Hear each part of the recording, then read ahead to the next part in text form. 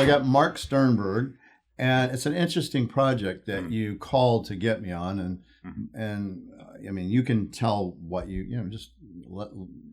how you ended up in this seat. Yeah, so quite a journey to get here. About 2 years ago, I was at the Spirit of the West, or the Western Spirit Museum of Scottsdale. Yeah. I love that museum. At the end, my mom and I, who's a docent, were walking through the last hallway, and I noticed beautiful art on the wall, and it was the Women of the West exhibit. Right. This traveling exhibit. And I'm like, why does there have to be an exhibit for women to be represented in this museum? And then I was like, I need to do some research on this, because I doubt it's just this museum. And lo and behold, I found figures that are 8 to 10% typically are represented women artists in museums. And that's not just Western art, that's art in general. Yeah, that's everywhere, right? So that really was like, this is a topic that I feel like isn't known. Someone that, like me, that's a museum goer growing up in DC, my mom being a docent, I have 4 master's degrees, I'm a fairly educated person, and I had no idea that this was a thing. Yes. So it just really made me scratch my head, and I'm like, I'm a filmmaker, so I could do something about this, at least tell this story. Yeah, I'm not sure there's anything you can do about it, but I think there is something that you can do to enlighten it, for sure.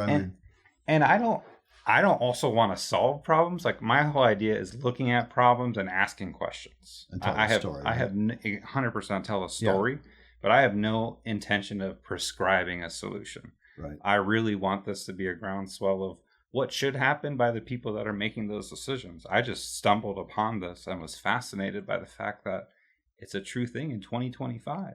That you would have a show that's just of the Western women. Yes. What was the title of the show? Do you remember? Women of the West. Yeah. Well, I mean, there's organizations, right, that are, cowboy. And I didn't know there were women-specific art programs either. So when I started doing this research, there's cowgirl institutions, there's a Hall of Fame, there's many different organizations that support this. So this is not a new thing. It was just new to me. Yeah, like Wickenburg, Cowgirl Up, correct, right? It's all women. So I started digging deeper, and I'm like, wow, I think there's enough content here that I could make a really interesting film piece and cover the Southwest. So I didn't just think of one specific area like Arizona, where I was originally, but I started looking into, I could go up to Montana, New Mexico, Colorado. There's so many different areas of this that have beautiful landscape, get the inspiration behind the art and the story of the artist as well. And it's going to be a documentary, right? Involving all these women. Yes. Right? Yes. And so what's the title, basically? The working title, because we always know, right? So I want to be provocative, because I know the art form is often called cowboy art. So I decided to go with the provocative title and said Cowgirls, Women of the West. And I really do. There are cowgirls within this art form that are actually working artists, but some of the artists I've started to interview already don't like the term cowgirl because they don't call themselves cowgirls. Correct. So I am using the term loosely, and like you said, it's a working title, but it's also pretty provocative, because what is cowgirl art? I don't know. What is it? You tell me. That's the question I'm looking to uncover, because cowboy art is so well known. But if a woman makes it, is it cowboy art still, or is that cowgirl art? And that's a question I want to pose to the artists and the experts to answer. My personal opinion is yes, it's cowgirl art, but it's also cowboy art, because that's just the name. Yeah, I think it's a generic thing. Correct. Quite honestly. Correct. So if you're Native American and you're making cowboy art, is it cowboy Indian art? Right. Is it Indian art? I mean, you're married to a Native person, so it's sometimes I think we get caught up in the names as more than what it really is. Yes. I would propose, and again, I'm not a filmmaker yet, but I would propose that, and I get the why do you want to make it provocative, but that it's more of a generic, kind of the West, right? Yes. I mean, that's the thing. It really is a Western genre that you're speaking to. Correct. And one of my first questions when I've started these interviews already, and that's the first question, how do you personally define Western art? Yeah. And that's fascinating too, because every answer is different. Yeah. There's the very, very broad version of it, and then there's more specific. But another problematic aspect of that is Eastern art versus Western art. So technically, in a worldwide perspective, any American art would be Western art. Correct. So, and I think everybody in the rest of the world would look at Western art as being American art. Yes, yes. But we consider Western art anything west of the Mississippi, typically. At least in theme. Yes. Yeah.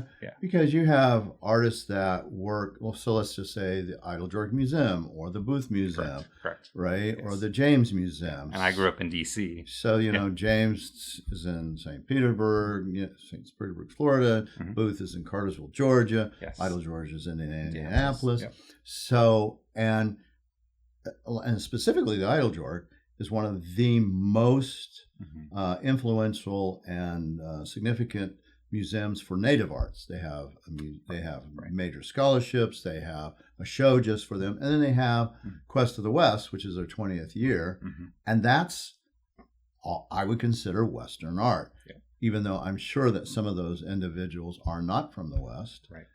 And paint things. You could paint something that would be Iroquois or something that relates to an Eastern tribe or whatever, right. You know. And then, do you include Hawaii? Yeah, these are tough questions because it's also a personal perspective. I think so much of art is so personal as well. And so and every individual's version of what do they like and what do they prescribe to? What is the definition of all these things? What even is art? I mean, that's another fascinating question. So, you know, because my question is it cowgirl art that it is, or is it really more the question you're trying to get to, is it male versus female, if you want to use those genders, as the real basis of what this is? It's definitely the gender comparison within the genre of Western art. That's so very much the project. Yeah. So, and I'm fascinated by subject matter as well as artists, because there are male artists that focus on female subject matter. Absolutely. Billy Shank does beautiful cowgirls and things. Yeah. Right. So there's two parts of this: is how have the women of the West been portrayed, and that includes film, in art. So how have they been portrayed typically, and are these a lot of stereotypes that are used? And then how are the women that have been involved with this art form known and visible within this realm? And so those are two questions I'm tackling. And I kind of added the subject matter as I stumbled upon this project, because that really was something that was provocative to me of, well, the subject matters as well. Because if you're painting wildlife and you're a woman artist, that's great.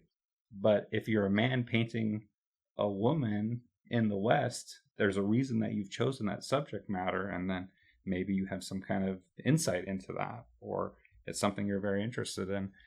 A lot of women, when they are painting that I've seen, is they choose women's subject matter. So that seems like a natural fit. But it's not exclusive. No. So it's just a very interesting idea and question to pose that I don't have the answer to. But. Right. And if you have a woman who's painting wildlife, is she a Western? I would say artist? if the wildlife is within the West, I do think equestrian typically is just viewed as Western, even though, of course, there's fantastic in the East, including I mean, but you could have sandhill cranes that primarily stay east of the Mississippi till they come to the West, and depending if they're so I mean, I get it's it. Difficult. It's difficult. That's why. I mean, if you ask me this question, what you want to ask me anyway, is I do. Yeah, like why? What is Western art? Yeah. I would say I'm not sure I can answer it. Because Western art resonates to me differently than maybe other people, and it might be to me, however I view and see that things. Is Maeve Eichenberg, is she a Western artist? Yes. Does she do acrylic imagery of shirts and things that look exceptionally modern? Yes. Is modern art exclusionary of Western art? Right. What do you think? What's your? I personally love that. I love the modern take on Western art. Yeah. And I would absolutely consider that part of Western art too. It's just a different part of it. I would agree. And that's personally what I'm drawn to. So I'm fascinated by it. I'm sure, but I can assure you, a lot of people that collect Western art would not consider it to be Western art, or I mean, because that's the thing. Does Western art mean that it's traditional? Right.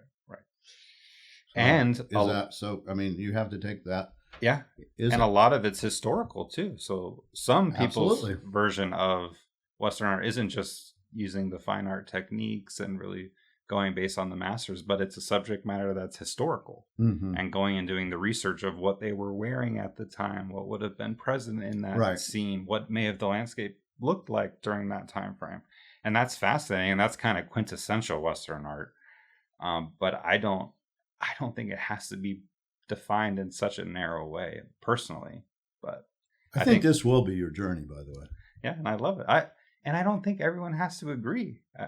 In pretty much any aspect of life, I'm fascinated by the fact that I love to hear other people's perspectives that disagree with me, because it's fascinating, and I don't think I'm always right either. Like, I do think as a film producer, hopefully you try to be as and become more informed. Yeah. And hear personal stories too. That's like, what, you wouldn't read about that no matter how much research you did. Yeah. Like, hearing these personal stories is fantastic. And I also don't want to tell people what to think. Some filmmakers get into that space where that is very much the objective, is I have this stance and I'm going to go proclaim this message. Yeah. I'm a question. I just like to ask questions, and I want you to decide. I may have my answer, but you may not know that by the time you finish the film. And that's great. Well, I think that's what's going to happen, actually. Yeah. I mean, does the film metamorphose to what is Western art? That's a big storyline with, women in this genre is part of that story. And that's a story that unto itself is unique and different, right? Because they have their own journey that, quite frankly, is probably harder than most, right? Because they have all the multitude of issues that you're going to go in depth on, that they have to deal with. Yes. Just from the simple thing, as I've asked many women who are quote unquote Western artists, did they have a problem using their name, their actual name, right? Love it. And they all kind of universally say yes. And some may just put like whatever, J.A., an initial or a name that might be so. And I don't know if you asked Terry Kelly Moyers, but, Terry could be male or female, Correct. Sean as well. And, And yesterday I interviewed with Deborah Fellows. She signs with a D. Yeah. So. And all this. So those are, questions that they have to, those are things that they have to deal with, which are real. There's this whole component of it. But I do kind of think there's a bigger story here of what's Western art. Yeah, I love it. Because all these artists are going to say, I think pretty uniformly, yes, I paint Western art. And then the definition of what's that. And I've showed people the list of the 18 artists I currently have, and some will be like, I didn't realize this was considered, this person did Western art. So it's very much a personal, they're already using their lens when they're critiquing the project. Yeah. And I gave you names you've never even heard of. And that's the thing, there's so many. I started with 30 2 years ago, and it's already over 200 contacts that I've actively been reaching out to.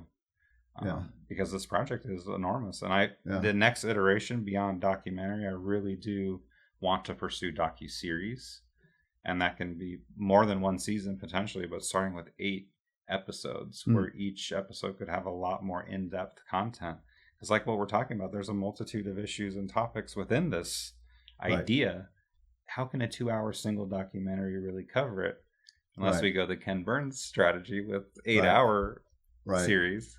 But I love the idea of docuseries having topical content that really can go in depth. Maybe one episode's Indigenous and others Latina, like really getting into some really fascinating aspects. African American would be amazing. The North versus the South. Maybe there's some east of the Mississippi that would be fantastic to include in this. So I absolutely believe it could grow and expand in very many interesting ways. Yeah. And I do think it would be very interesting, to add to your list, which I looked at, is to make sure, and again, you're married to a Native person, but Indigenous women in that talk. Oh yeah, absolutely. You know, the Kathleen Walls, the Carol Romeros, you know, the Emmy Whitehorses, all these individuals that have their own journeys. And it's interesting to see all those names are exceptionally successful on top of their game. And is there the way they see their journey may not be as much as gender. It might be more in cultural that they have to deal with, Absolutely. you know, Absolutely. you know, because that is an area that they've had to struggle to gain recognition. I mean, For sure. having dealt in Native American art for 30 years, you know, I've seen that change just recently, you know. So John Quick 2C Smith gets the first one-person show at the Whitney. You know, this happened just a couple years ago, right? So those things, you know, to break, because a lot of women have broken through and, you know, had shows at Whitney, but not a Native one. And that just happened last year or so, maybe a year and a half ago. Yeah. And African American art too. I mean, I just read an article about one of the most successful traveling exhibits ever was a historical African American art collection. And it's amazing that if there's so little representation of these very successful artists, but then these shows are so successful, is that going to transform what's represented in these museums? I don't know the answer to that, but I would think from a business perspective that there's an obvious need for that. The audience wants to see it. And it's also, times are changing. Why haven't these institutions kind of followed up with modern ideas? I think they are. I think they're playing catch up right now. Sure. Quite frankly. Sure. And they recognize, you know, what was the percent of women artists that you said? It's typically around 10%. Yeah. So of that, 1% is probably or less Native American. You know, probably less, honestly. Yeah. But I do see big gains in that, you know, in those areas that, you know, they're recognizing. You know, and there's amazing museums like the Heard Museum that are just fantastic institutions, but separate. Yeah. I mean, there's all these interesting storylines, right? And if you're a man making art and, you know, your competition is more, there's probably a lot more male artists. I don't know that a fact, but, you know, there's all the dichotomy that they have to deal with at this point, too. So, you know, in my gallery specifically, you know, I don't know the exact number, but it's a it's almost, I don't know if it's 50-50, but it's probably fairly close to that. I don't know that answer. But when I take an artist, I specifically could care less what their gender is. That's, you know, I don't even, I mean, when I found Francis Livingston 20 years ago in a magazine, which was the Smithsonian, and he had done these things at the Bozeman Trail, these beautiful paintings, and I looked at it and said, my God, she's fantastic. You know, it's a he, but I didn't know. I assumed it was a woman. I called her up, finding out it's a male, to found, you know, to say, hey, I want you on. And, you know, it doesn't, you know. You weren't dissuaded by the fact and it turns out his wife, Sue Rother, is a very great artist. We had a show for her and Francis both. But, you know, it should be the voice of art. You know, don't turn around until you look at the art and then, you know, figure it out. And the signature, sometimes it's so hard to even see on an art piece. Like I'm drawn to the art itself. And then the name is sometimes ambiguous. So I don't even know which, and I don't care personally. Like I'm interested to find out about the artist because I like their art, not because I want to know who they are and, and judge them based on it. Well, and I think you'll find women artists that don't want to be segregated by sex for sure. They'll be like, I don't want to be in a show that's just women because I don't see myself as that. I see myself as an artist. Same with Native American art. There's a lot of artists like, I'm an artist. Fritz, that was a big thing for Fritz Scholder. I'm an artist. You know. Exactly. And out of the 4 interviews I've already completed, that's a common theme. I can see it. And I have no qualms about that idea. I absolutely love the idea that they want to be an artist for artist's sake. And that nothing about them should judge the fact that their art is at the quality level that they achieved already. Or that they were going to achieve in their career. But the fact that the audience, the collectors, the critics use that against them is so sad in 2025 to me. And that's what really inspired this journey. I mean, there's real hard objective things that you can track. Yeah. You know. Yeah. And you know, I think some of those are you can just look at museum shows and look at awards and who they're given to or whatever. One fascinating thing that's come up in the interview too is what, and this is stereotypical, so pardon me for this idea, and it was actually given to me, not my idea, but in elementary school time frame, it's usually females that are pushed towards the arts. And the males that are in the arts are usually considered somewhat fringe, and that they are pushed more towards sports, right? So that's the typical, stereotypical division. But then when it comes to the professional levels, it's now all of a sudden that women are no longer pushed into the art form, and it's considered strange that they're artists or that they don't have the skill to compete with the males, which that transition point is so strange to me. Yeah, I don't see that personally. I mean, me personally, I don't see that. I think there's a lot of other things. You know, I actually don't see that, but I think there's a lot of other things that do get in the way of women's lives, like family and, you know, those kind of responsibilities. Sure. That, and, you know, a lot of the artists I've interviewed or deal in my gallery, they've had to navigate those things, right? Being a single mother or being all these things, right? Raising a family sure. and not being, you know, they have to make choices how they do with it, you know, and, you know, Summer Spritzberger, who is, I gave you her name, Summer has 3 kids, right? And 3 little kids. And her daughter was very young, and I watched her going from pregnancy to, you know, raising, and just, she continued to push through. She opened her own gallery. I mean, there's this drive that she has that's undeniable. And, so I don't know if that's the case. I haven't heard or felt that when I do interviews as far as, you know, one way or another. I find that all artists universally become artists because they, as a general rule, when they're in grade school, somewhere around the 2nd to 5th grade, they win a prize for their art. And they're encouraged and it ignites them. Yeah, awesome. Yep. And they want to be, they see themselves as the artist, and then they see themselves as the class artist.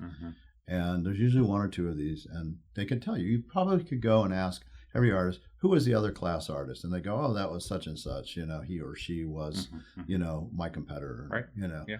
And so they all, I think, have this ability that is unique and completely creative. It's a creative human being. I think they're a different type of person, but they get ignited, and then that follows through.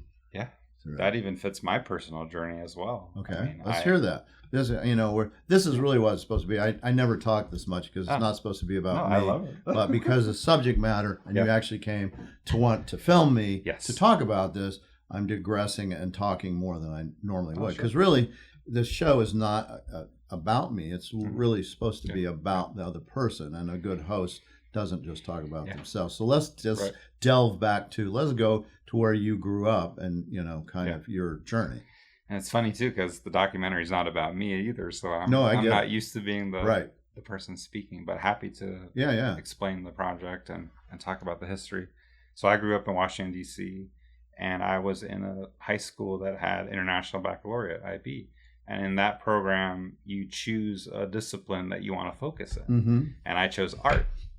And my parents were so surprised by this. And this is in like high school? High school. Yeah. High school, yeah. And it's strange because I come from a long line of scientists. So PhDs in science, chemists, very well-known grandfather in the science realm. My father also was very significant in the science realm. And what part of the science did he do? So my father's botanist and geneticist. Okay. But historically, it's been chemists all the way back to Jewish Russian background. Yes. Okay. So with the czars, like very high level science. Right. Harvard PhD scientist. Yeah. So. And was your father a Harvard PhD? My father actually went to UC Riverside for botany. Yes. I got a PhD in botany. And then we moved to DC, and he got into genetics. Yes. So he was part of the Human Genome Project at NIH. So yeah, very successful science. And then here comes me, 5 generations in, and I'm switching to art. And I was like, what are you doing? Yeah, well, I imagine that was not looked upon kindly, right? No. In fact, when I graduated high school, I wanted to go to film school. Right. And so we went to all the top schools in LA, toured them, and my mom actually asked the tour guide at USC, what's he going to do when he graduates? And the tour guide unfortunately said he's going to serve coffee to directors. So my parents said, you're not doing film school. So my dreams were ended that day, and I went into business. So still not science, because that's not at all my interest or skill. But I chose business. And it wasn't a regret. It served me well. I went and got an MBA, and I've had very successful businesses. But what kind of businesses? So lots of e-commerce, digital marketing. I've been VP of marketing for 5 global manufacturers. So run large teams, global teams, but really about selling widgets. And at the end of the day, it's not my passion. So I've been very successful at it. Really. Not creative. I've run creative teams. I've run the marketing department, but I'm not the one doing the art, and I'm not really giving the direction. I'm being told the direction from the CEO. So for me, it was not fulfilling. And so 20 years of doing that, my wife said, I think you should go do what you've always wanted to do, which is film. So I got into Oxford for screenwriting. Thought I'd put my toe in the water and see if I could write on the side while still being a marketer and making money. Right. And found, you know what? Screenwriting's great, and I could keep doing this, and I've written 16 screenplays, but that's a lot. But I really like the idea of being the businessman behind film and helping curate these artists, these different disciplines of filmmaking, to be successful. And now that I've had that 20 years of experience, I feel very connected to that, but still with my passion. Mm-hmm.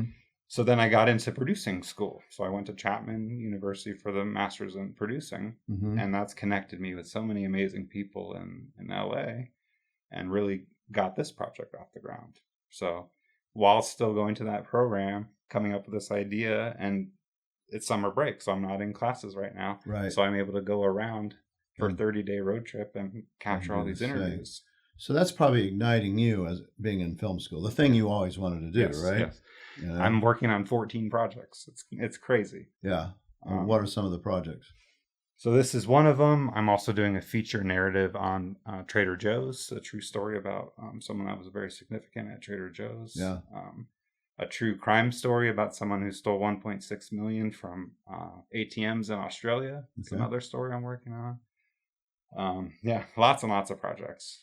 Several that I've written as well. I'm trying to see if I can attach the right people to make that project go.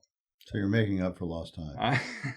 I've always been the go-getter. I mean, I had my own business at 16, mowing all my neighbors' lawns. So I always was just out there doing things that my peers weren't doing. Right. Because, I mean, I want to maximize my time, and I want to do the things that I like doing. Yeah. You feel this. Yes. Yeah. Do you feel it intensely? Very intensely, yeah. Yeah. And I enjoy being productive. So most people, they say there's 3 forms of what you're motivated by: power, affiliation, or achievement. And usually people have a mix of those 3. I'm almost exclusively achievement. I don't care about power. I don't care about affiliation. It's really about what have I achieved. And it's not for my own put a feather in my hat, but I personally have that drive to make things. I would say that comes from your family. Sure. I'm sure. Your father, your mother, your grandfather. Achievement.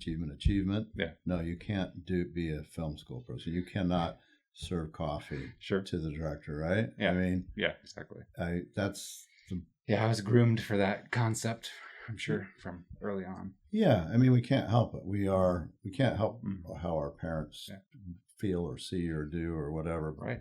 But I do see this in artists a lot, that they had to overcome the parents not wanting them to do that, you know? Yeah. Because they don't see it as a viable thing, and they don't, I think often it comes from a place of love, that they want you to succeed, they want you to be happy, and they know how hard it is to not have money or to have these things. They come from there, but the reality is when you're a creator like yourself, you're doing 16 projects, right? You're pushing it to the metal. Yeah. It has to do with that thing that you love being not available to you. And finally, at some point, and let's talk about that, you did business for 20 years, right? When did you finally go, I got to get back to the creation? How long ago was that? 2021. Yeah. So right during COVID. I mean, I was actually at a company where it was okay to still go to the office. So I was working all during COVID because I'm managing warehouses and shipping and all the logistics for a global manufacturer. So we were given the ability to still work, good or bad. And so I was like, I'm going into the office, doing something I don't even like, coming home when it's dark, trying to write. Right. And also taking a risk because you don't know at that point, right? Correct. Yeah. And I'm just like, I've done this long enough. Like what? And it never was fulfilling. I kept growing in the salary and bonuses, larger teams, but none of that mattered to me. That wasn't the reward you're looking for. Not at all. In fact, it got worse because it's like, I thought this would do something and it didn't. Yeah, it didn't fill that hole. Yeah, absolutely. Yeah. Is the hole being filled, do you think now? Oh, I'm so excited. I mean, even my wife's like, you are so different. You're just excited about it. Now, school is challenging because I'm in a program where they're mostly coming right out of undergrad. So they're early 20s. And you're 40? I'm 38 years old. Yeah. So I'm very old for this program. And I also have the experience. So a lot of them, it's a producing program and you have to do accounting. You have to do management. You have to do outreach, things that they've never done. And all of which you know how to do. And things I do in my sleep. So for me, that's easy. Right. What I wanted to go to film school was to learn film. I want to learn the vernacular, how the entertainment industry works, which I don't know as an outsider. Right. They know this because they studied undergrad film. Right. And then they jump into a grad program. They should be in the MBA program. Right. Truly, if they want to be a producer.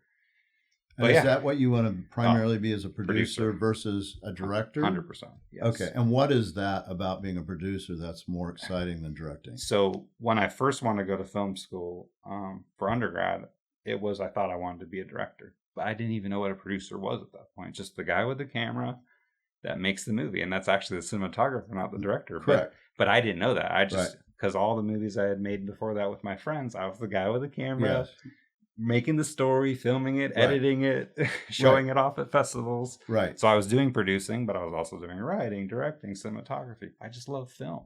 Yes. But because of my background, I can be the businessman, the CEO, the producer, put the projects together, and then find those best talent pieces, the team members that make that project the best it can be, and also be the glue that holds them together. Right. Because I know how to manage creatives. I love the creative process, but I also want to nurture those artists to be the best they can be. And they're way more skilled at those roles than I ever would be. It's just getting them in the right place and nurturing them and helping them along. And taking the business stuff that they don't like off their plate. Because you do like that. Yes. I mean, I'm naturally understand doing it. Yes. Yeah. And I like that it's fulfilling the need of creating. So that's really the motivation. Yet you're still doing cinematography, the editing, the directing right now. Currently, you're not doing the producing component. I mean, you are I am for 100%. Sure. But you're doing this other stuff, which is interesting to you. But the actual goal is to find the jockey, the people who have the talent, put them together, give them maybe your idea or use your what's brought to you and go, yes, this I like, right? Is that right? And I've actually already assembled that team. So we're ready to go with that team except for the funding. Yeah. So I need to raise $200,000 to $300,000 to make that an actual thing. Yeah. So instead of waiting around for that to happen, I hit the road with my camera. For 30 days, I'm driving around and I'm the cinematographer. I'm the director. Not because I want to be, but because I can and because I just want to tell the story. And you have to, right? Correct. You need the sizzle reel to be able to get to the next part, right? So I'm using it as step 1 is a sizzle reel. Yes. Step 2 will be the actually funded documentary, which will be a much higher caliber than what I'm personally able to do. Right, I get it. Then you step away. You get the other people to come in, go, these are who we need. This is what I want. Yeah, and the docuseries, I want to have A-listers. I'd love to have like a Dolly Parton as the narrator, and I'd love to have people that are very meaningful and known in this space that are women telling the story. Yes, for this one. I'm just the guy pushing it forward. Right. I really do not want to be the star. My name can be in the credits, but I'm not. It's not about me. Yeah, you want to see it born. Yep. And I love asking people, how many producers do you know? Like, what are some of the names? First, tell me actors you know, and then tell me directors you know, and then try to tell me producers you know. And most people can barely say one or two. I could name a bunch because they'd all be A-listing movie stars. Brad Pitt, George Clooney, all those. And that's just later in their career. That's right. But they all kind of go to that place, right? Yeah. All of them. Yeah, yeah. But like a Jerry Bruckheimer from Top Gun and F1, that's a true producer and and A-lister. and everything else. Yes, most Yes, definitely. yes. But most people don't even know that. Like I went to see F1. I'm like, oh, this is Jerry Bruckheimer films. And my parents were like, who? I'm like, well, yeah, I'm a cinephile, I guarantee so I know. you go to Los Angeles, they don't Yes. go who. Yes. They go, yes. For sure. Yeah. For sure. But producers, we stay in the background. We make the thing go. Yes. But and I don't want the limelight personally, so I do not want people to recognize me at a restaurant. That doesn't sound fun. Yeah, no, I'm sure it isn't. It's that almost feels like it's no road in the arts is easy. Let's just put it that way. Forget it. Art dealer, artist, anything. Yeah. But I would think being a producer might be a little easier route to actually accomplish what you want. Because trying to be a director is insanely difficult, right? Writer too. Oh man. And a writer, and especially you age out there. Mm-hmm. Period. Oh, yeah, I mean, sure. you would be at that age where like, almost 40. Yeah, for sure. Is irrelevant. Right. So, and I'm also not cool enough. Like I don't have that coolness factor. Like the people that are actually following the trends and are in on all the inside jokes. I'm not that guy, and I don't pretend to be. Yeah. Right. But I can identify them, and I can help get them in the right room. Clearly picking Western women as your subject matter, that's true. But I'm glad you have. I think it's important. I think it is an untold story. You could see that there's something there that resonates to you, and it's the question mark. I'm sure it was. You said it's the question. Why is this right? You didn't understand. Yeah. I think it's less of a question mark in this. And documentaries to me I love documentaries. Yeah. I love watching documentaries I know nothing about. Yeah. I just watched one about NASCAR. I've never been to a NASCAR. I know like Dale Earnhardt. Yeah. That's like one name I know. Right. But that's it. So I watched a documentary, so I'm much more informed now about something I knew nothing, and I loved it. And was that the thing that made it for you because you got an education on that, or was it more the stories? Of I love personal arcs, and I love these well-known people, but you only know their success. You don't know about their struggle and this journey that they had to go. Like even Walt Disney, everyone knows, wow, super successful. So much struggle. I mean, the journey to get there, it's so crazy. But I wish I could be like.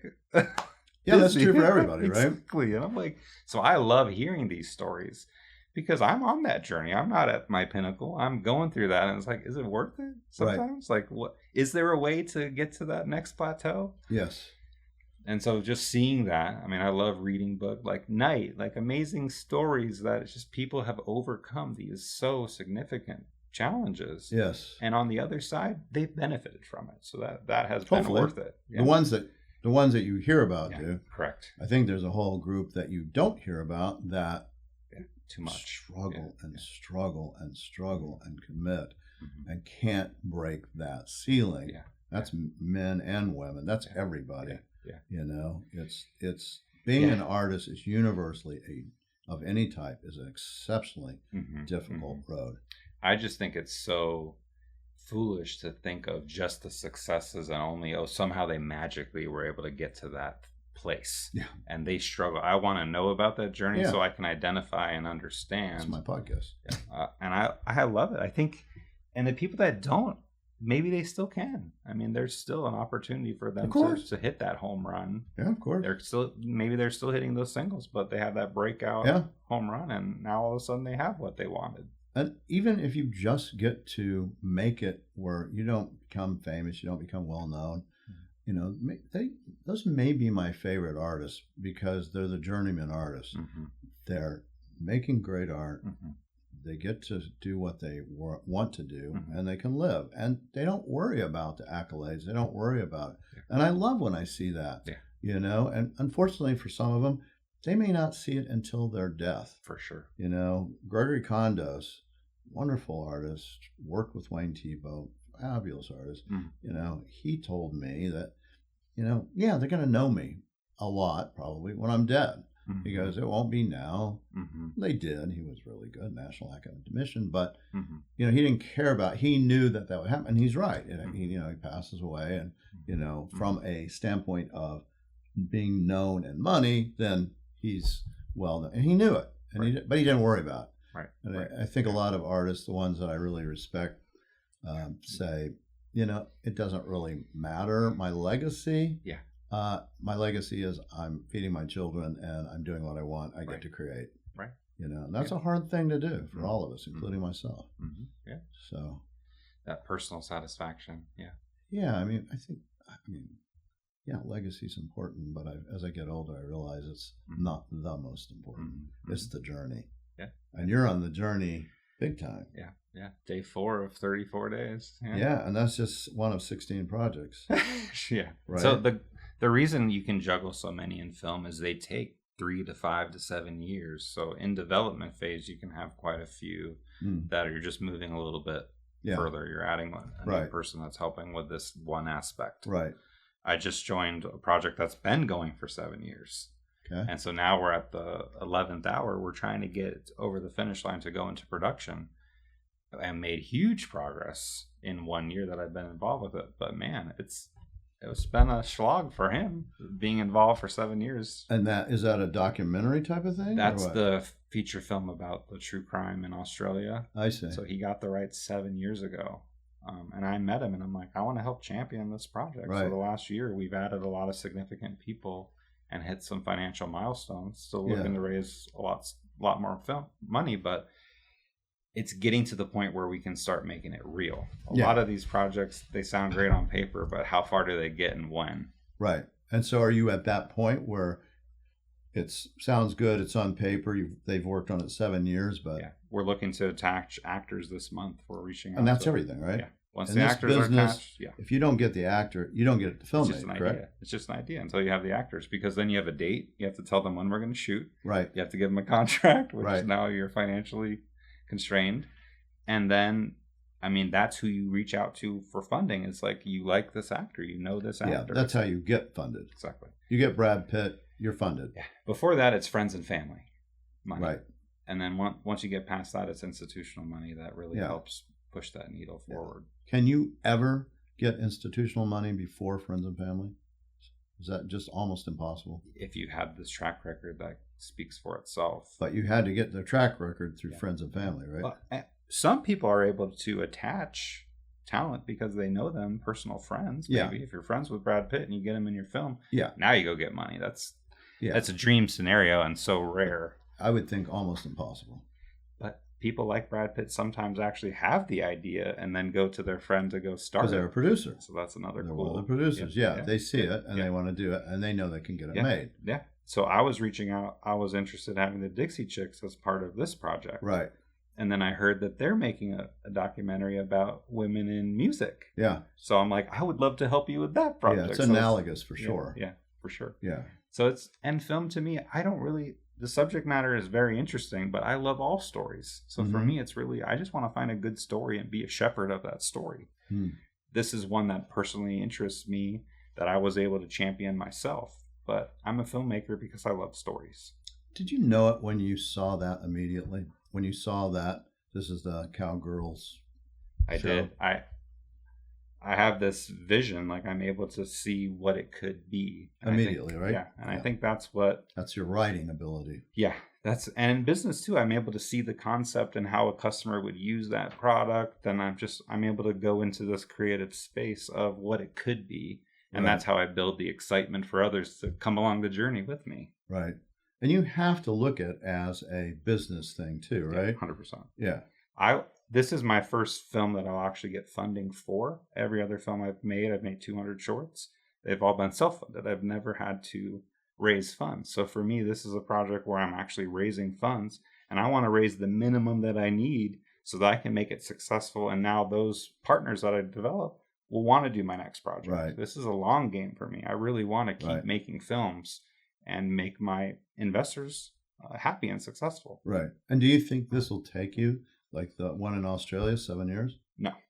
I'm already making it. So yeah, you're making it, but I already have distribution in 2 museums. So I have a lot of things in place, which is strange. I know how hard this journey is, but I have a lot of these things already in the bag. And that's rare. I know that's not going to happen in my next project. And in fact, it's not happening in the 7-year project that we talked about. But this project, I feel like we've really hit a nerve. 90% is usually the no factor. You ask someone and 90% of people Right. are going to say no. I get the opposite with this project. It's Mm. 90% yes. And the no's are, I would love to, but I'm too busy. And it's a genuine. It's not just a brush off. It's Right. like literally I'm working on the Pre to West, or I'm doing all these other very important things. Right. As far as artist interviews. Yes. Yes. Yeah. And that the academics and experts that have said no, it's been they're too worried about the political nature Right. of this, which I understand. I'm not trying to harm anybody in this Right. project. Yeah, no, they have to be that way. Yeah. Yeah. Yeah. But if you're interested and you want to talk about this project, I want to shine a light on the subject. Right.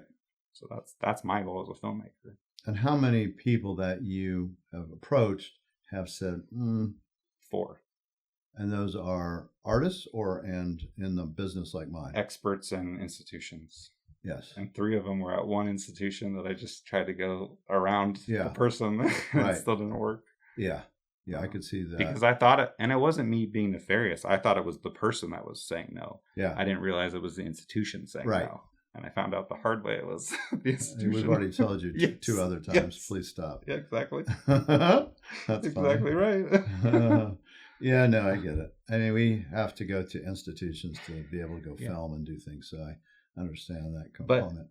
I've had some champions, and I definitely want to acknowledge them as well. Beryl Goodnight is one Yeah. of those champions that without the support of someone like that that's so well known, Yeah. I'm a nobody. Like, I'm some kid, I'm some guy that's just emailing you about some film. Like, Right. what is this? Delete, put it in junk.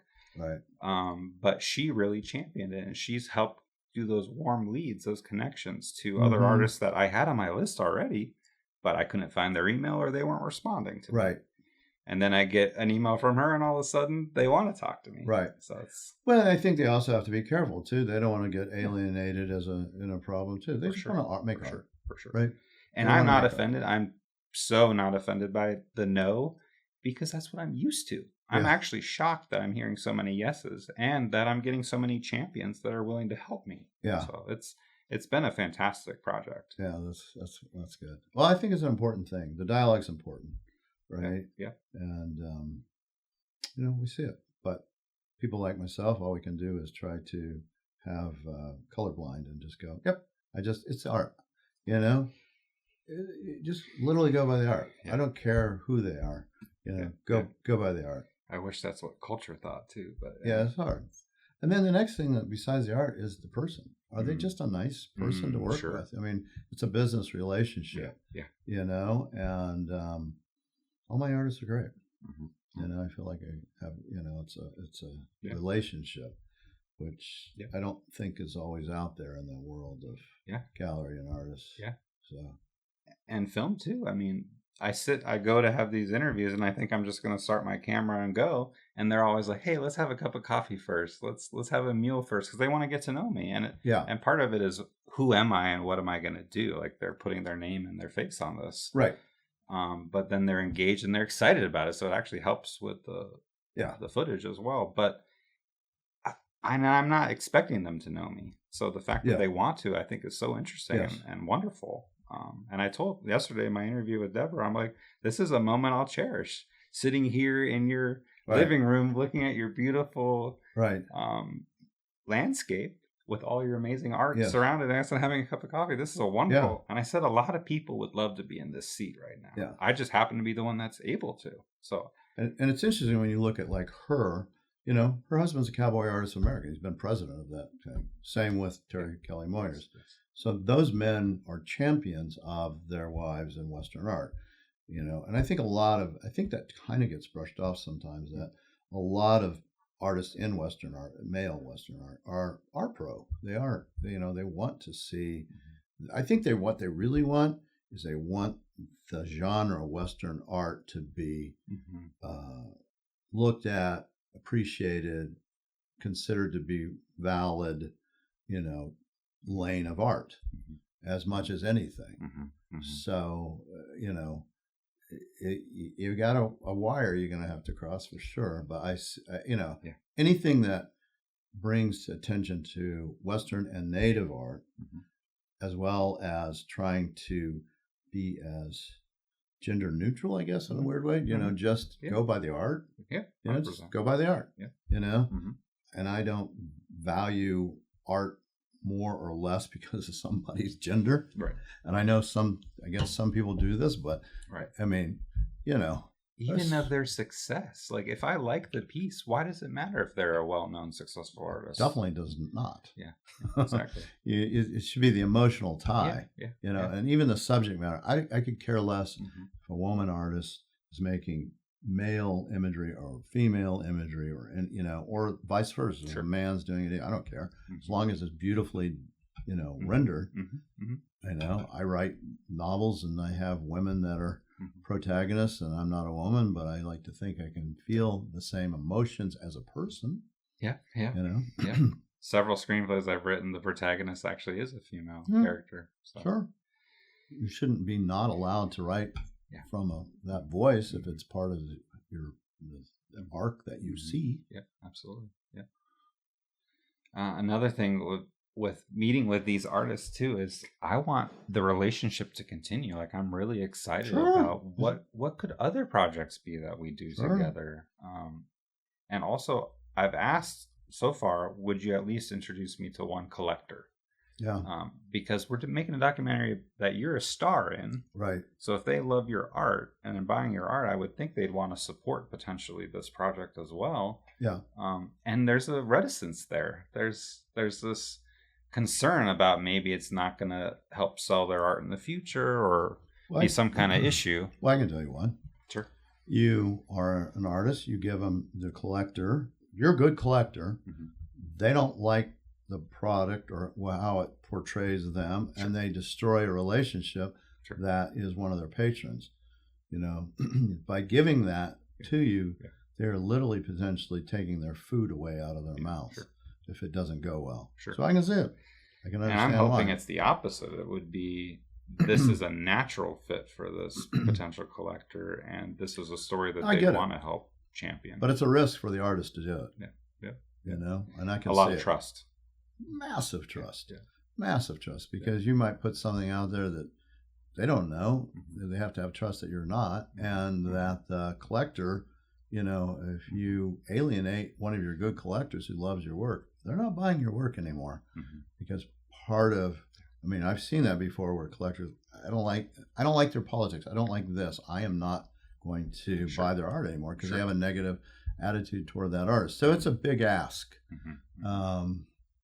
You're more likely to potentially get it from an institution or something like that person that is, or something like literally what you have to do is you need to go to the Cowgirl Hall of Fame or Cowgirl Up at Wickenburg when they're having it, and introduce yourself to people that are there who obviously clearly like artists' work, right? They're there to support women, you know, and I think a lot of them are there because it's just good art.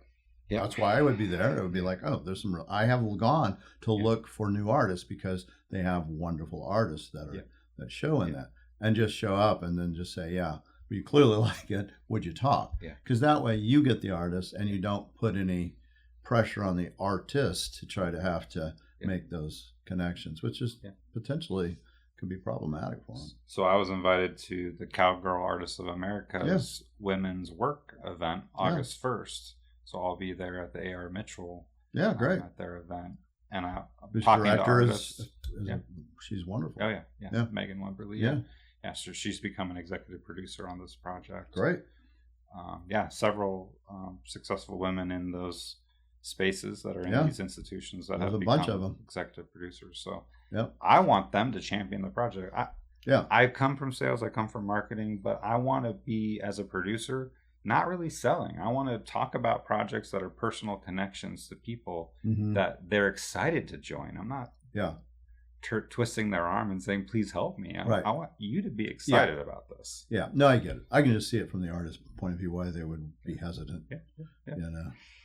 So. And I'm fine if they don't. I'm not like relying on it. Yeah, but you're on a time clock right now. Sure. You know, I'm sure you'll get enough. It sounds like you've got enough now for your sizzle reel, and to some extent, just what you have lined up is gonna, you know, you'll get the flavor of it.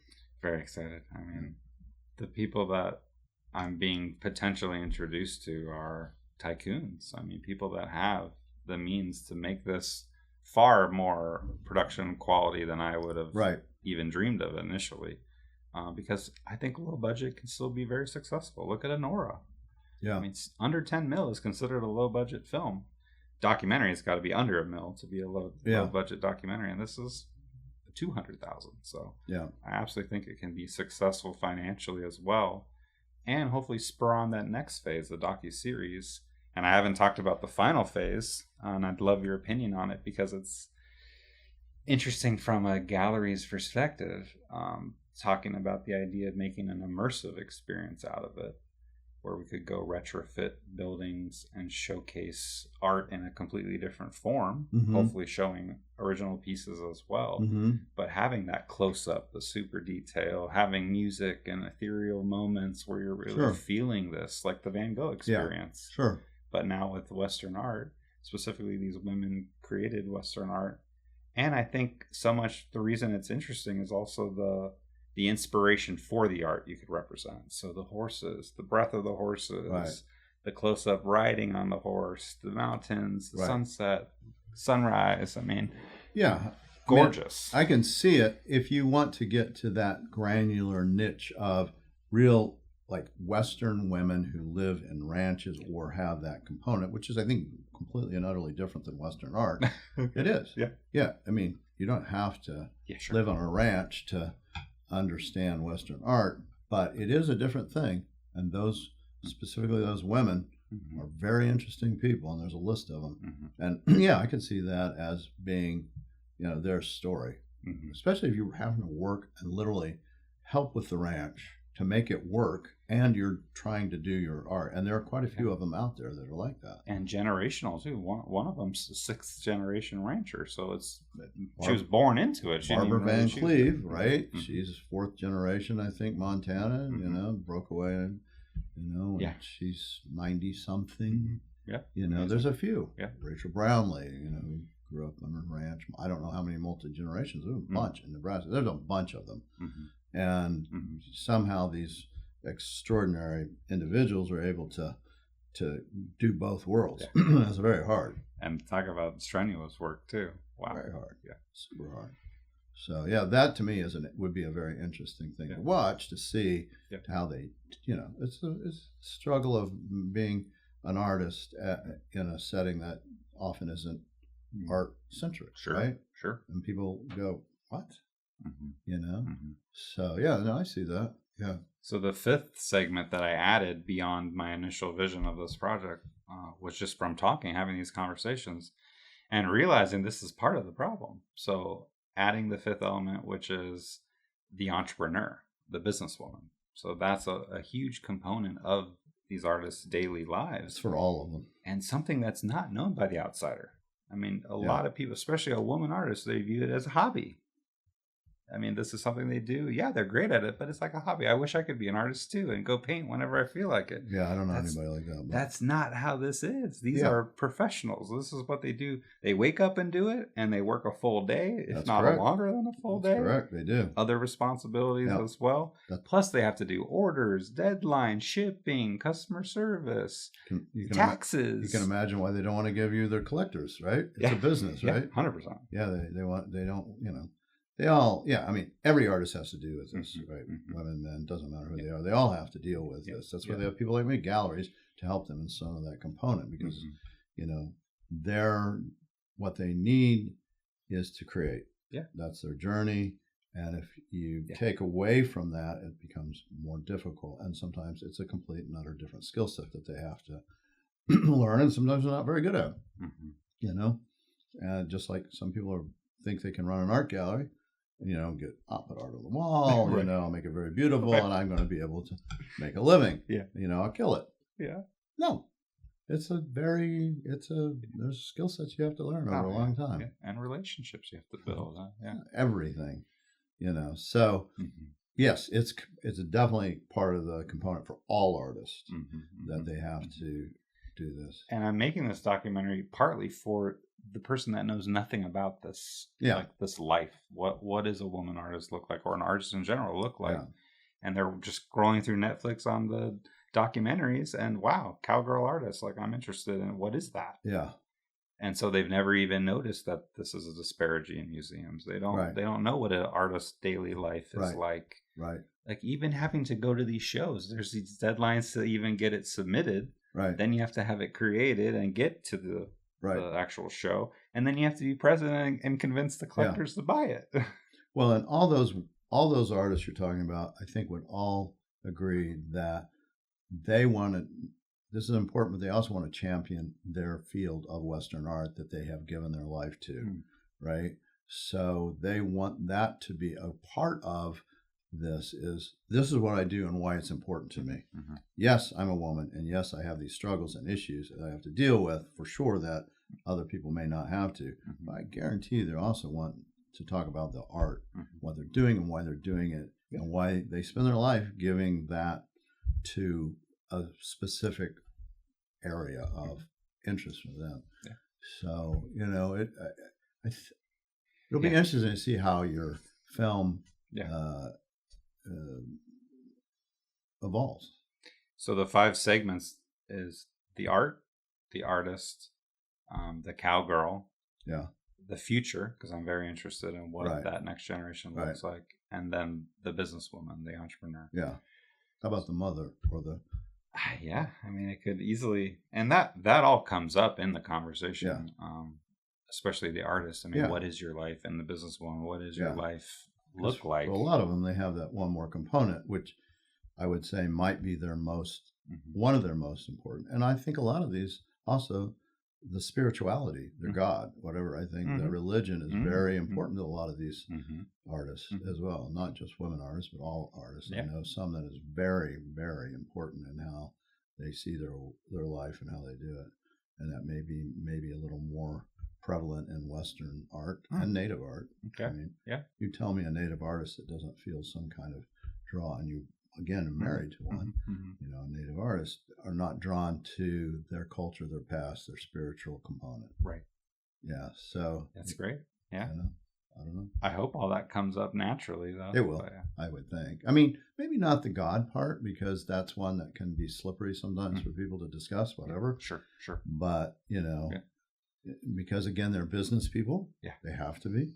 That sometimes things like, religion and politics are things that you don't want to bring up because it, you want it to be about the art. But from a point of how they make the art, pretty important, I think, for a lot of these people. Yeah. Not all. That's fascinating. Yeah. I didn't think about that. Yeah, right. You should ask them that question if they'll, and you might get some, some surprise things, for sure. They're like, yeah, this is critically important to me. And hopefully that wouldn't ever be considered negative, because if that's their personal choice and their decision. Yeah. So I would hope that wouldn't make them look bad, even if their views are strange. I'm sure any of these people, if you talk about it, they'll be happy to say, this is who I am.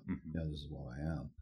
But it, in the general conversation, when you're looking at art, often things like religion and politics are not the thing to discuss when you're really wanting to talk about the art. But some will go there for sure, because it's so critically important to how they see their world. Yeah. So it's another, we're humans, right? Yeah. And you have to realize these are all creative people. I mean, you're a creator, right? You understand this. And they see the world through their lenses, which is thank God, is a little different than the rest of us, right? Sure. They're willing to jump into the sea of unknowing, and can they make it? Chaos sometimes, yeah. Oh, sure.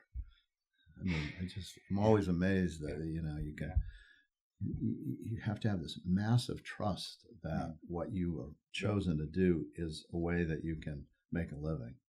One of my favorite questions so far has been, how do you know when a piece is done? I mean, that's such a fascinating and difficult, and it's been hard for them to answer too. Of course. And I think every piece is different, but they say something speaks to them. They have this feeling, It's a learned thing by doing it for a very long time, and then learning to trust their instincts and their spouse as well sometimes. Sure. Yeah. So I see it firsthand, and some struggle more than others. Yeah. Depends on who you are and your level of perfectionism, but it is definitely a thing. I've been asked by more than one artist being in a studio, do you think do I need something, No, it's perfect. But sometimes they just need that We all do, Validation. right? I write books. I have editors read. They see things I don't see sometimes. But professional artists that get to the level of probably where you're going to be interviewing, yes, it's never, they always want the best they can do, which is hard, but they know how to end it. Professionals know how to end it. And sometimes they have to end it just because there are financial reasons, because they have to be business people too. Sure. I have a show, it's due. I can make it better, but I have to end. And usually that I can make it better is literally just for other artists that can see things that you and I cannot see. Right. I can't see why it's what they can do better. I can't, and I don't want to actually. I want to look at it intrinsically, emotionally as the art and not from a technical standpoint so much. Sometimes I do, and it's like, in the middle, that doesn't seem the composition. Right. Studying film can ruin watching movies. Of course. Because then you're thinking about how it's made versus enjoying. Bar musician. I have a friend who's a musician. He can't listen to music because he hears all the problems. So I don't have to do that. I don't paint. I don't really sculpt much. But, and everyone that is in my gallery, their art is at a level where it pleases me. So one question for a gallery owner, I think super interesting to hear your perspective, knowing what's on trend versus what an artist is wanting to create. So are you helping decide or give them direction at all? Okay. So they're submitting pieces based on what they've wanted to. That's my goal. Okay. Yes. And based on their past successes too? Or whatever they want. Wow. The best art is what comes from them. Wow. Awesome. Yes. When you start telling artists what to do, and I've actually made that mistake once. Well, I wouldn't make it again. It was more trying to be helpful, I thought. But the reality is, you want the artist to create whatever moves them, even if it's subjects that maybe you can't sell. Now, it's different for me because if it doesn't sell and they like it and I like it, I'm still very pleased. Yeah. So, yes, if you try to box artists in and tell them, this thing with the guy on the horse, and if you do blue and not orange, or this, or I don't want this subject matter. Now, there are things sometimes I might, if they ask me, would you like this? I might say, I don't think I can sell it. It might be something I just think is not in my genre. I just know from 30 years of experience, it's just probably not going to do well with it. Doesn't mean I don't like it. And I've taken things like that I felt, I've even taken things I didn't think were going to maybe do well at all, but I just liked it so much I didn't care. And often they do sell because somebody else sees that vision. So no, I want them to paint what they want to paint, and I prefer them not to get stuck painted into a corner where they only have to do something because that sells. So, but I will say I look at it a little differently than a lot of galleries. Because there are clearly trends and what collectors are coming in asking for, wanting. That's so I could see it being easy to say, guiding them along the way. If they ask my opinion, I'll tell them what I think's going on in the market or whatever. If they ask my opinion about a painting, what they think, is successful or whatever, I'll give them my opinion. But paint what you love, what's coming up. They follow that stuff. They understand. They see the market. They know. I think sometimes the worst things is when an artist, especially one who's doing well, tries to follow a trend and go, oh, this is a thing now, I should be doing more of this. I think that's problematic because they've lost their bearing to some extent. And part of it is financial, maybe. They're not selling like they used to or whatever. That has to be exceptionally discouraging for an artist. So for film, it's interesting because you can see trends and you can actually be asked by studios like, this is a trend, submit this type of project. Always. But by the time you make it, the trend is over. So it's correct. Chasing the trend is very dangerous in film.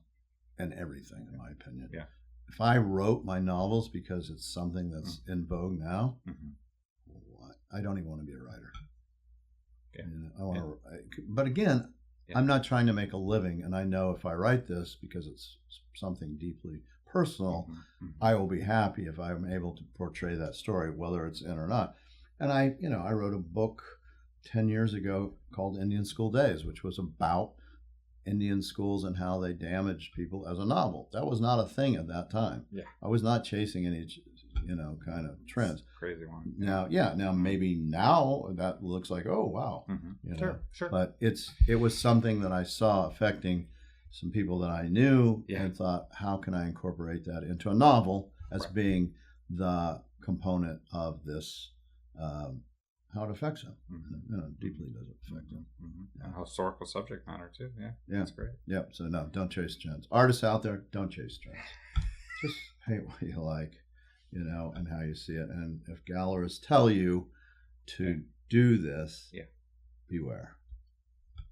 In my opinion. So, awesome. Make a few gallerists angry. Oh well. To each his own, right? Right. Any other questions you want to ask me? So you can. I mean, I love the idea of how you motivate artists, like how the relationship with artists. I think that's so fascinating from the gallery owner perspective of you choose the winners, like you choosing who's going to become successful and also nurturing that relationship. Yeah, I've never once in my thought, oh, I'm going to try to, this is a winner I'm choosing. Wow. Okay. Yeah. No. What draws you to them initially? Just a Their piece voice. you've seen? Yeah, it's usually more than one piece because anybody can paint one good painting. Sure. But it's their voice. Okay. What do they have? What do they see? How can they paint? What's their, and then you find out more about them as a person, right? Okay. Who are they? What they've done? Where are they in their life cycle of what they're doing? So, and you hope to try to help everyone in your gallery equally if you can. It's hard, obviously, because some pay the bills for others. But yeah, every artist I want to see in my gallery succeed and push them forward. Some I'm going to give more attention than others. Why? It's just the nature of the beast, I guess. But they don't get in this gallery unless I like them as an artist, as an original voice, and as a person. So yeah. Can we talk at all about what you've seen personally as the issue for women artists? Like, what are some of the obstacles? And yeah, so what we're doing is we're going into his part of the film. I said, let's just do it on the Art Dealer Diary so you can kind of see it. I mean, the obstacles for women are, there's a multifaceted one. They have more complex lives that they have to deal with children and family. That's why I said I think you should talk about it. There is a bias often to women artists buying them, often by men who are making decisions on buying it for whatever reason. I can't answer why they have these biases, but they do exist. They're real.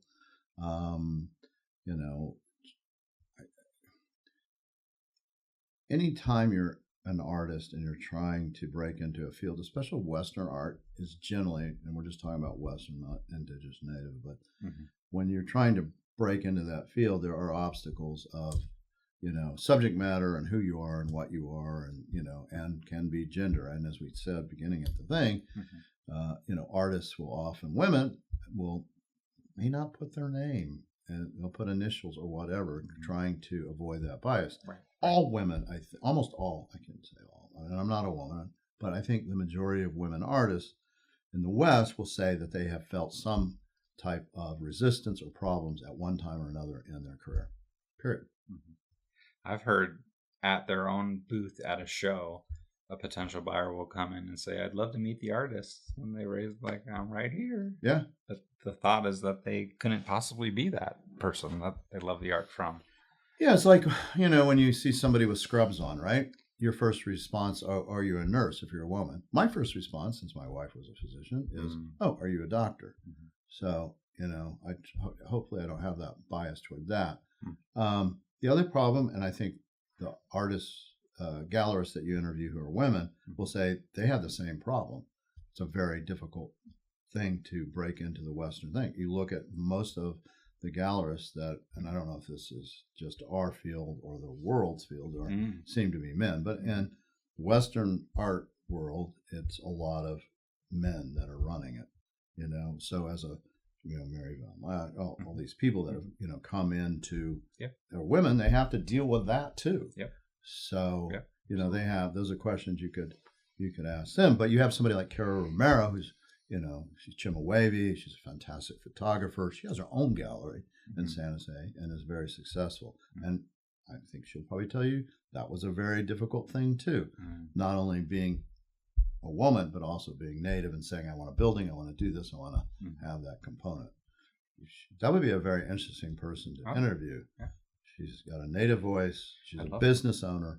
She's a photographer, world-class photographer, and probably more museums than almost anybody you're going to interview.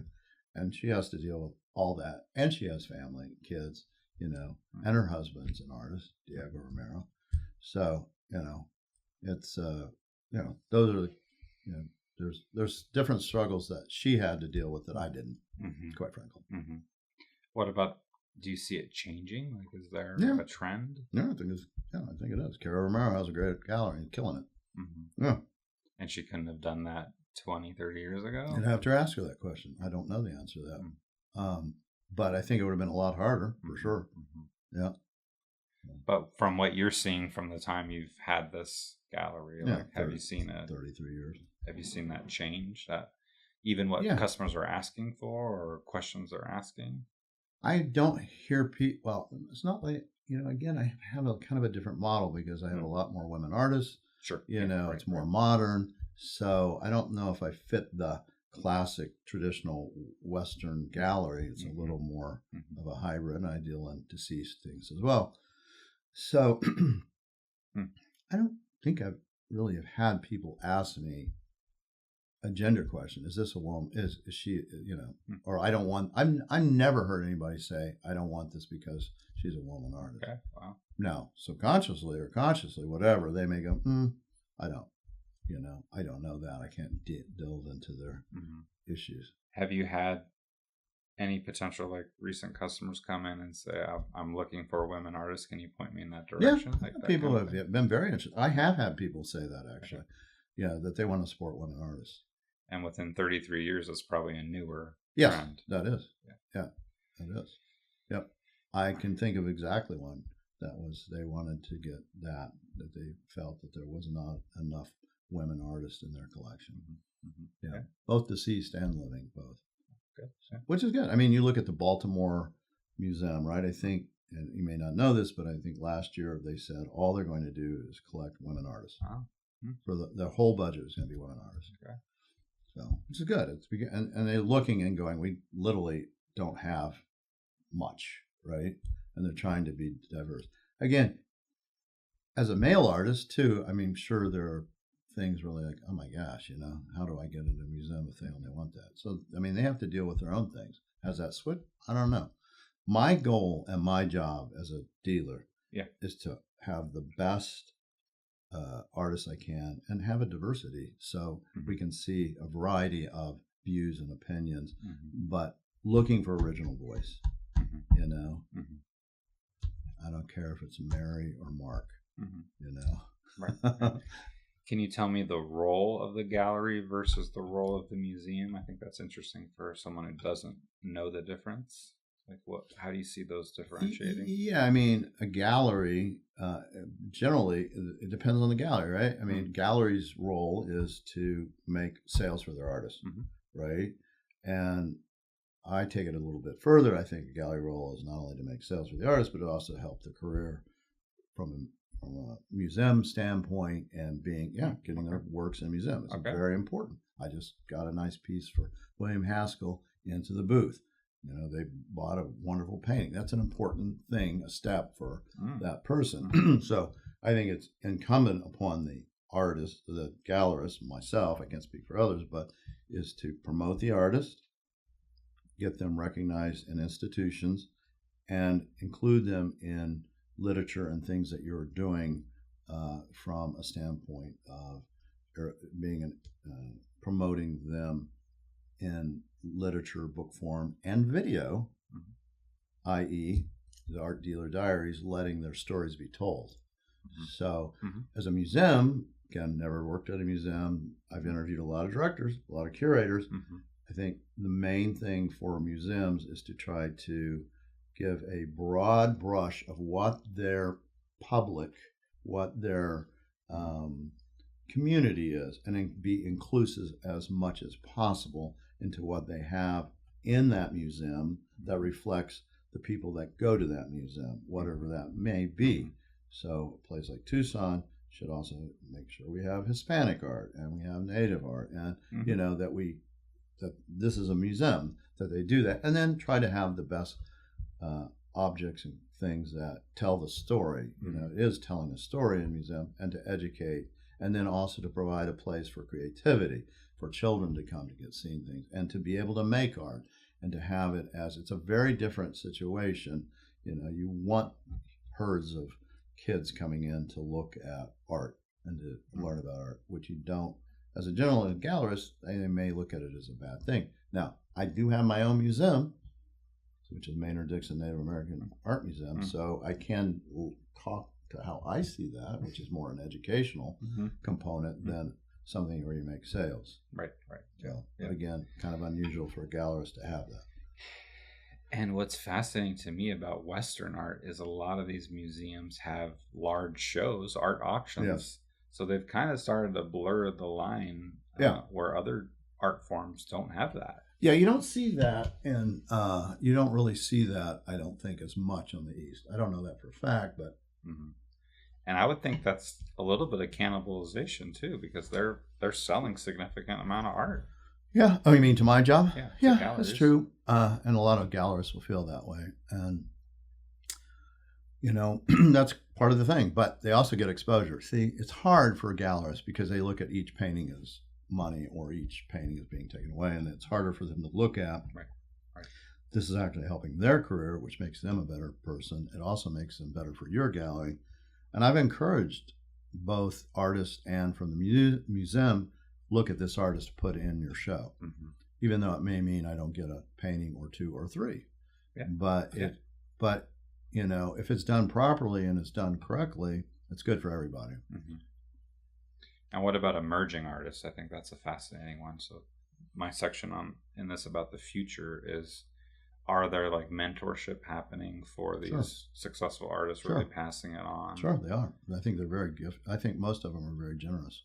And then also maybe introducing them to galleries like you. That Absolutely, they do. Yeah, 100%. I have many artists that have said you should look at this person. They're very generous in that way. You know, they don't look at it. I really don't see that that component. I see generosity, and generally when somebody tells me that, I'm paying attention, because they're not going to tell me to look at this artist unless they see something. Right. Yeah, and almost all artists had mentors, almost all of them, and they thank them and they pass it along. Every one of them. You know, I guarantee you, every artist, if you start adding that, they'll tell you the mentor.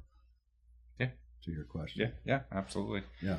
That is part of the section, and they talk about their journey as well as what they're doing. Yeah. Going into educational systems, whatever their personal thing is to go do that. Robert Lahey, for Terry Kelly's exactly. Boy, you know, they have these individuals that they couldn't have made it without them. Yeah. You know? Exactly. Yeah. Even choosing a partner, that was part of it too. Like of course. His advice, and it's fantastic. I'm interested in so emerging artists, how they break in, especially with the gender issues that they have. Like, what is a woman artist today? What are the constraints, the obstacles that they're having breaking in versus maybe the pioneers, the ones that went before them and created? I think you can almost throw the gender out of that, at least in mine. I think it's literally being an artist and trying to get in a good gallery. You know, and that's just because of the day and age we're in. Like, it's I mean, I get an artist a day contacts me practically. So and I don't take many. Okay. So there's a tremendous amount of people that want to be represented, you know, and I'll turn down as many men as I will women. I mean, it doesn't matter. Right? It's not something I'm looking, that's the key component. Right. You know, the key component is, you know, do they have the chops and does it fit my gallery? I mean, I turn down artists, that really good artists that might step on the toes of somebody else, another artist, and I don't want to, you know, somebody who's been with me for 20 or 30 years, who's given me everything they can, and I bring somebody in that just has a very resonance of what they do. That's, you know, that's not going to work. Yeah. It's a relationship. And I told somebody this last week, really good painter, and I said, that you're very close to these two individuals, and so for that reason, it's probably I don't see a lane for you, even though you're very good. Yeah, you know. So it's, you know, that's just part of the things you got to do. For this project, I'm interested in what potential sponsors you might think. Like, do you think galleries are a good potential sponsor, or is it more corporate? Is it individuals? What do you think? Galleries probably terrible. Because putting their name on it, like why? Most of them, I don't think will see how it promotes their brand. Okay. Even if their artists are in it? Even if their artists are in it. First of all, they don't know what the finished product is. Yeah, sure. You know? Sure. And so they're just like the artists that don't want to give you the collector. Mm-hmm. They may not want their name on the brand on that. Mm-hmm. Yeah, I would think individuals, especially individual people that champion some of the artists that you may be representing, going, yeah, I would love to see that. Mm-hmm. Yeah. Corporations, yeah, there's some magazines that are more, women centric kind of thing. Yeah. Cowgirl magazine, but maybe Cowboy magazine too. Mm-hmm. Yeah, it might very much be those magazines that, especially if it's approached by being about the West too. Mm-hmm. I think everybody that is a painter, an artist, a gallerist, we support and champion Western, and for myself, Western and Native art. Mm-hmm. And anything that helps that tell that story, whatever the story may be, is a positive. Right. Yeah. So, but yeah, the expansion of this to the immersive, we're thinking of Celebration of America being part of it, Americana, the West itself. Yes, the West. But having the women as portrayed as significant in this, which should have been from the beginning. In so many ways. Yep. But really tying into that Americana and the 250-year anniversary of the nation, and so all that absolutely fits into it. So thinking of expanding the sponsorship pool to include that idea. Yeah. But Western art is American art. Yeah. And probably the most American is Native American art because it was the first, in America. So yeah, amazing. All right. I think that's all I got. Yeah. So, it was pretty hard, pretty painless. I mean, I'm pretty much an open book. So no, you're great and fast. I mean, you don't take time to think. You just know what you're going to say. Yeah. Well, it's emotionally based, right? This is how I feel. So, I'm not trying to go, does this hurt me? Or, I just want to be honest as I see it. And plus you live it. So I live it every day. Yeah. The key is, again, the key of all this, and what you're doing too, is the artist. Mm-hmm. That's the key. Mm-hmm. They're the gold. They're the ones that make it all happen. The creatives, they're the ones that are important. And a lot of people don't see their journey. So it's so fascinating to be able to see it. And I'm like, as I'm filming it, I'm like, this is amazing. Like, this is actually... people are going to really respond to this. Sure. Even beyond the whole gender aspect of it. That's just correct. The artist. That's the correct thing. Yeah. It is beyond the gender thing. It is the artist's journey. I mean, that's part of why I do my podcast, what you're on. I want to hear your journey as an artist. Yeah. Right? Yeah. You have a journey. It was a pretty hard journey to get to, right? Oh, yeah. I bet you were crushed when your mom said no. 100%. Yeah. I bet it was just absolutely devastating. Mm-hmm. Yeah. Am I right? I had to completely shift. I mean, that was my whole hope for the future. Right. So, yeah. So that's that journey of, getting to where you are now. Yeah. And the struggle to get there. And the many nights I'm sure you thought, well, I'm doing it. And it finally all comes together in 2001, 2021, going through the pandemic, and you're going, why am I doing this? Right. And am I silly to walk away from something I spent so long building too? Sure, of course. So career pivots are not easy. Yeah. I'm sure a lot of it was you had a very good wife who said yes, go for it. Yeah. And that helps. And my family still doesn't understand it. So no, they won't. Surprise. Yeah. Yeah, they're not gonna. They'll probably understand it when you get some big award or whatever. Exactly. Then they'll go, "Oh, I always knew you would." They will say that. I always knew you'd end up there. Right, exactly. So the thing is, you were successful as a business person. Yeah, exactly. You were successful in all the things you accomplished with, your MBAs and all these. Mm-hmm. Why wouldn't you be successful in this? Yeah, exactly. You will be. It's you're just because you won't let yourself not be. Yeah. And it's a journey too. Like it's not immediate. So each step forward, learning and growing. Right. And the business was the same way. Yeah, that's right. Yeah, you'll take a lot away from working with artists. They're your kindred spirit, by the way. Yeah, for sure. Those are the ones that have the same journey. It's just different. Yours is a different one. And I feel so bad when they're talking about how much of a struggle the business side of it is.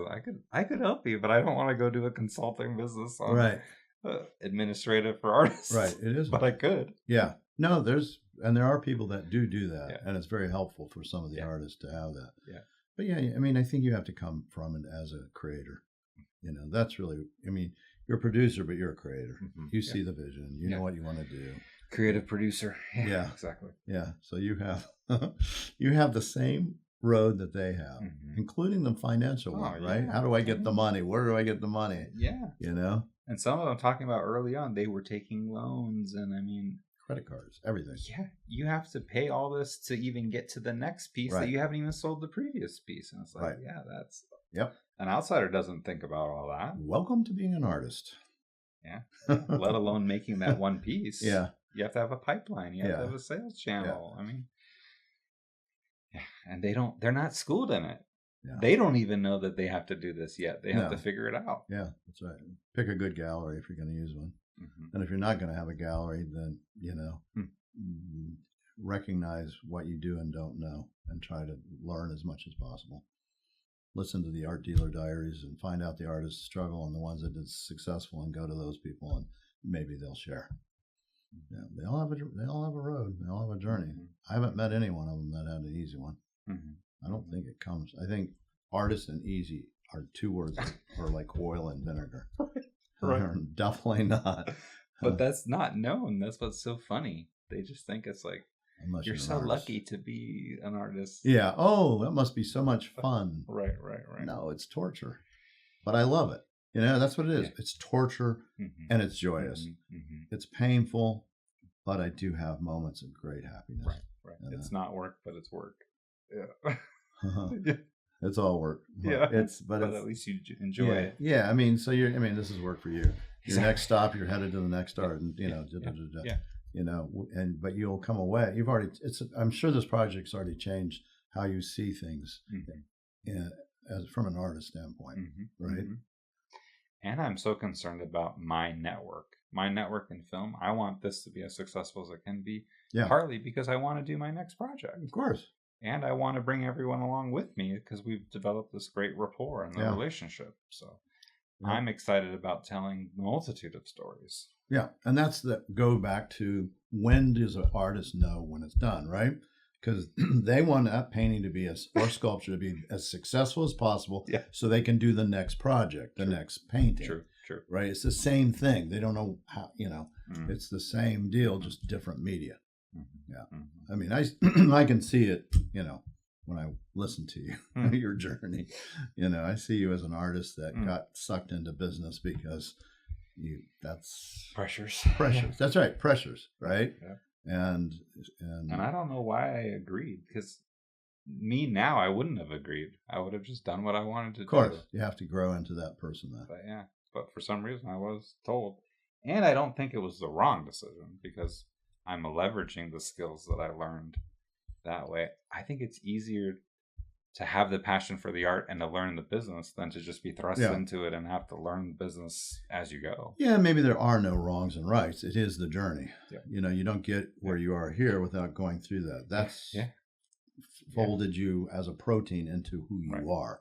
Right. And, and it doesn't help to go, I wish I hadn't done that, because you did. Mm-hmm. And that's it. Now use it as something positive. Yeah. Even scheduling this was hard. I mean, making myself known to you, I'm a nobody. So I'm contacting you. What does he want? And then I had to get people that knew the project to tell you, and you were busy. So all the things had to really, and it wasn't me waiting around hoping, like it was me actively pushing. Now you have to do that. And then bending to a schedule, because I'm out of town. It's like, this is the day I'm here. Yeah. And I'm so thankful I was able to come. I mean, this is fantastic. Yeah.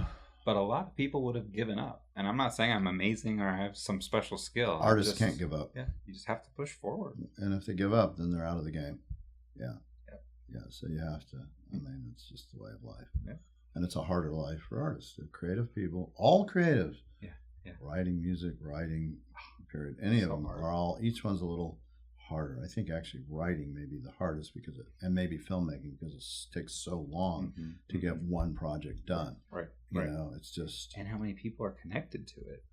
Yeah. Feature films, you have 100 people on that credit list or more. Yeah, no, it's a difficult thing. But that's another story. Yes.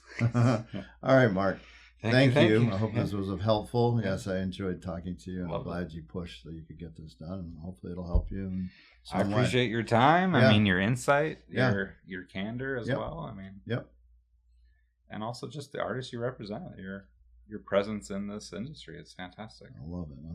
I'm very happy, and I've got, you know, my son Charles is very much involved, and my wife is involved, and so this business should continue for a very long time because he's young and has the same emotional connection to artists and to where it's going, and he sees it very similar in the eyes that my wife and I do. So, you know, he'll take it to that next generation. He may be looking at this 20 years from now going, wow, I can't even believe that was a thing. You know, I don't know. Maybe more multimedia as well. Yeah. Well, I mean, it's all changing, and you know, the next story is AI and how that does and all that. But that's a 2-hour discussion. You want to do lunch? Do you have time? So he's asked me lunch. I guess that means it's over. So thank you, Mark. Let me look and see what we're doing. I've been gone, as you know, for like 11 days, and I have a funny feeling they've got me. Megan told me I have a stack.